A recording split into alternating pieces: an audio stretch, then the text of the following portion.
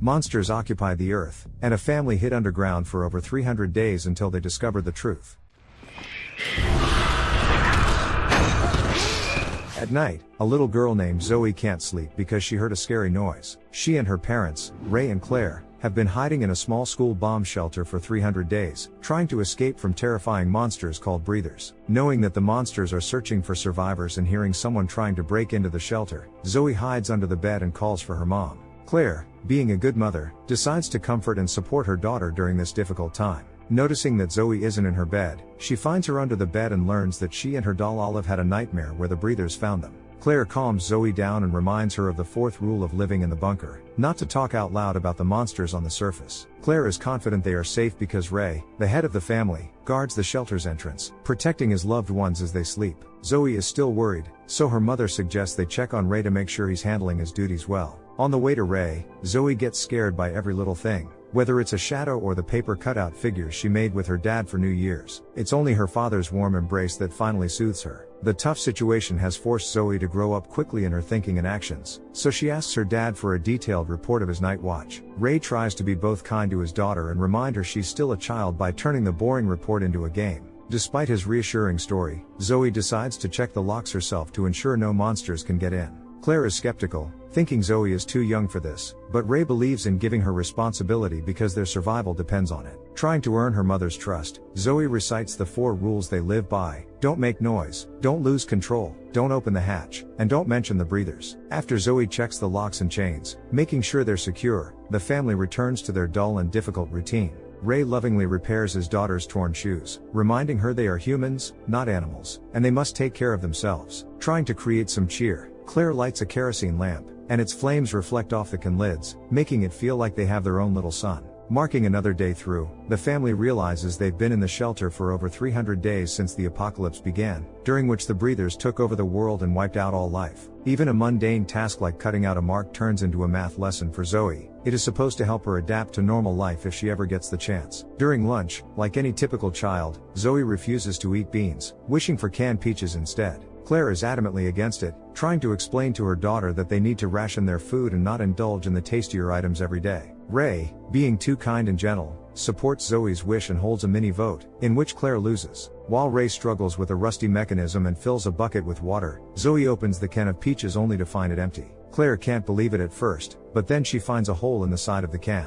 Checking their supplies, she discovers 11 more cans with holes, their contents eaten by a rat that got into their shelter through the ventilation shaft. Zoe is scared that the breathers could get in the same way, but her parents reassure her that the monsters are much larger and can't fit through the small opening. During lunch, Zoe falls into a depression because she has no friends, no chance to go outside, and no peaches, thanks to a rat. Her father's anger is sparked by these words, reminding her that she has loving parents and should feel grateful. Ray reminds them that they've managed to survive for 301 days, which is a miracle in itself. He teaches his daughter to appreciate everything they have, even the disgusting beans that keep them alive for another day. After lunch, father and daughter play a board game about magical journeys. Zoe rolls the dice and lands in a familiar place where she had been just before the apocalypse. Ray covers her eyes so she can mentally travel to that place, helping her recall how wonderful it was. Later, Zoe plays cards with her doll while her parents discuss their current problems. Claire realizes their resources are dwindling, but Ray refuses to despair and is willing to do anything to protect their daughter. He's contemplating going to the surface, despite the danger, to restock their food supplies. To distract themselves from their troubles, the couple makes love, struggling through the flood of memories about life before they ended up in the shelter. After lunch, Claire resumes teaching her daughter, making her count and write. Zoe wonders if they are truly the only survivors. For the first time, her mother allows her to use the makeshift periscope, constructed from 2 mirrors, old cans, and tubes. Using it in the ventilation shaft, Zoe looks outside for the first time in 300 days, seeing what's happening around the school shelter. She doesn't see anything suspicious and can't even spot the shelter entrance, as it's well hidden from the breathers. Claire wisely explains that just because they can't see something, it doesn't mean it isn't there. This encourages Zoe, giving her hope that there are still survivors out there and that, sooner or later, they will unite and rebuild civilization. Right after this, Zoe spots the rat returning to the food shelf to eat from another can.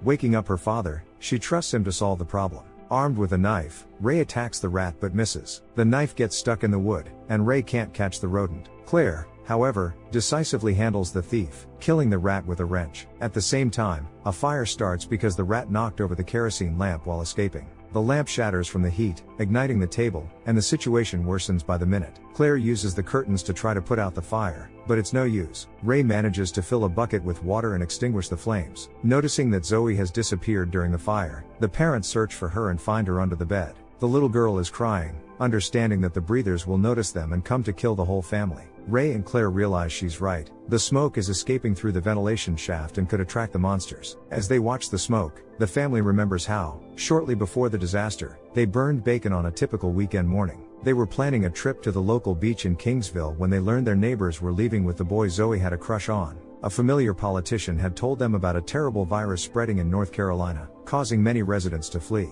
Trying to assess the risk of the small fire, Ray uses the periscope to look around for any nearby breathers. Claire panics, fearing the smoke could be seen, but Ray reassures her. He believes the smoke will disperse in time, and the shelter entrance is well hidden, so the monsters won't find it. This seems to bring a bit of optimism, but Claire notices the burned wood, which leaves behind ash and soot. Checking through the periscope, Ray realizes Claire is right, and the ash could give away their presence. With no choice, the parents decide to go to the surface to hide the evidence of their shelter. Understanding the danger, Ray and Claire instruct Zoe not to leave the bunker under any circumstances. Timing themselves to 3 minutes, Ray and Claire head to the surface, knowing it's too dangerous to stay out longer. Curious, Zoe uses the periscope to watch her parents. At one point, she sees someone in the nearby forest and tries to warn her parents. When they don't hear her, Zoe decides to leave the shelter to alert them. The frightened girl shouts, further jeopardizing their safety. It turns out the monsters she saw in the forest are just deer running past them. Claire realizes the animals were scared, indicating something terrible is approaching, so the family hurriedly returns to the shelter, locking the hatch with all the locks and chains. Just a minute later, the family hears a breather approaching.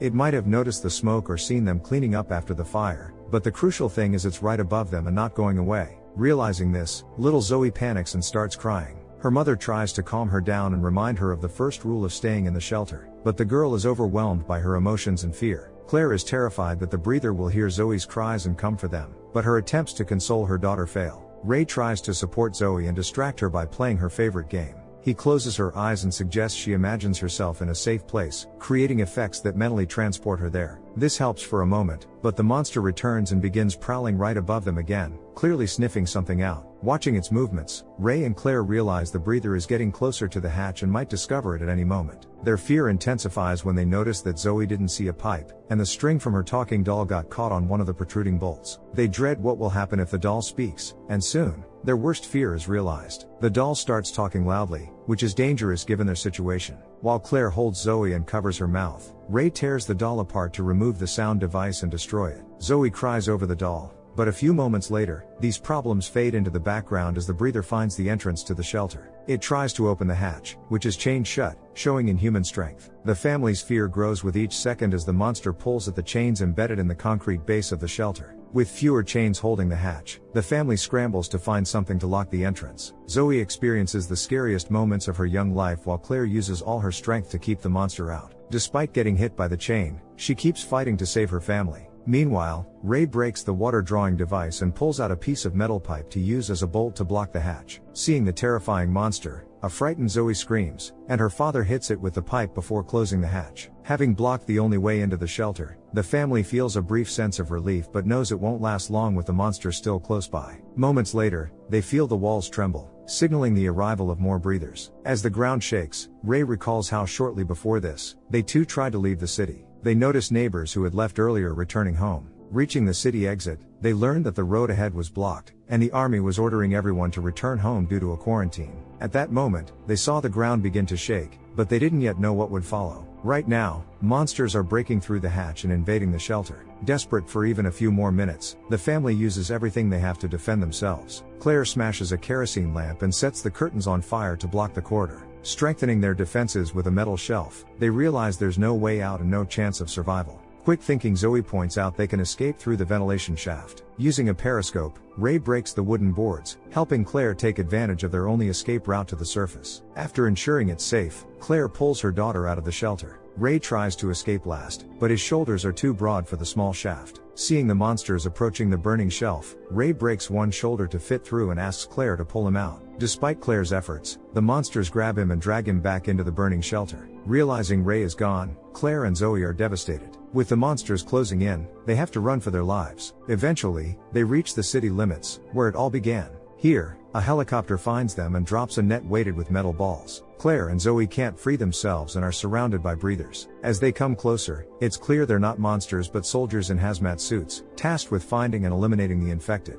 Before shooting, the commander orders a blood test to confirm if Claire and Zoe are infected. In a flashback, it's revealed that the tremors were caused not by an earthquake but by military jets destroying the city. The government decided it was easier to kill thousands than let the virus spread across the US. Watching the bombing erase homes, schools, and daycares, people panicked. Those near the city exit saw the jets heading their way, realizing they had only a minute to find safety and survive. Claire remembered the elementary school with a bomb shelter, so they headed there. Finding the hatch, the family hid just seconds before the explosion. Initially, the shelter seemed safe, with books, toys, and food, but Claire dashed their hopes for a normal life. While entering the shelter, Claire cut herself and noticed her blood had turned black. She realized the infection was airborne, and they were all infected. In the present, the soldiers prepare to execute the infected mother and daughter, but Ray, having survived, attacks them. The infection turns them into monsters who look human until angered. Losing control, they become incredibly strong and aggressive, capable of destroying everything in their path. The soldiers couldn't execute Ray in the shelter because he lost control of himself and killed them. Now, Ray continues to protect his family, ready to sacrifice himself. He kills several soldiers, but they eventually shoot him multiple times. Seeing this, Claire loses control, breaks the net, and hides Zoe in an abandoned car. The soldiers search for Claire, but she easily picks them off one by one. The last surviving soldier manages to wound Claire. As he reloads to execute her, Zoe, also turned into a monster to protect her mother, attacks him in retaliation. She spares his life after he loses his mask and gets infected. Calming down and regaining their human forms, Claire and Zoe say goodbye to Ray as he dies. With the helicopter still searching, they hide in the storm drains. In the morning, they're awakened by approaching footsteps. Zoe fears the breathers have discovered them, but it's their neighbor Joey, who found Zoe's jacket and was looking for her. He leads them to an underground hideout where many infected but surviving residents of Kingsville have taken refuge. Realizing life goes on, they join the survivors, continuing to hide from the U.S. Army deep underground. What would you do if you were in the place of the main characters? Share your thoughts in the comments below, hit the like button and subscribe to the channel. See you in the next videos.